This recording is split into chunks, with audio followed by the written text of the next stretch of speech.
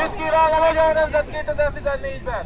Törvény előtti egyenlőséget! A törvények ne a hatalmat védjék a polgárokkal szemben, hanem a polgárokat a hatalommal szemben! Építsük újra a magyar köztársaságot! Igen, újra!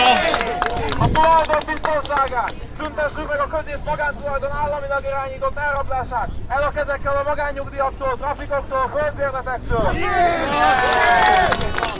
Szabad vállalkozás! Úgy irányok, hogy a vállalkozó szellemű honfitársaink jogbiztonságban és szabályozott tiszta versenyben működtethetők vállalkozásaikat! Állítsuk meg az Orbán színűségét a szabad rablását! Emeljük a művészet helyett a gyermekiezés felszámolását! Azt követeljük, hogy a közpénzeket ne a hatalmon levők hobbiára költsék, hanem a szegénység felszámolására! Az Európai Magyarországon egyetlen gyermekek élhessen! Valódi munkahelyeket, közmunkaprogram helyett munkahelyteremtő beruházásokat éljenek meg a rezsimurai 47 000 forintból. Igazságos adórendszer, közös terviselés, több kulcsos adót, a közpénzek átlátható elköltését akarjuk. Kézi vezérelt oktatás helyett gyermekközpontú iskolákat, a pedagógusok kapják vissza méltóságukat és szakmai szabadságukat, az iskolák pedig önállóságukat. A Clemensberg központot szüntessük meg!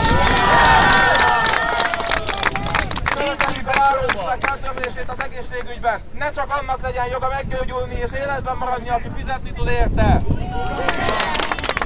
Politikai hűség helyett a rátermettség és a teljesítmény számítson. Ki a pártkatonákkal a hivatalokból, a gazdaságból, az iskolákból, a színházakból. Hazánk fiataljait ne kényszerítsék külföldre, gazdasági menekültjeinket hívjuk haza. Tegyük Magyarországot a lehetőségek országába, ahol törekvéssel és tehetséggel mindenki boldogulhat. A hatalmat ellenőrző szabad sajtót, vessünk véget a független médiumok fenyegetésének, pártpropaganda helyett valódi közmédiát. Uniót Európával, soha többé Szovjetuniót. Azt akarjuk, hogy Magyarország maradjon a szabad világ része. Szabadságunkból nem engedünk!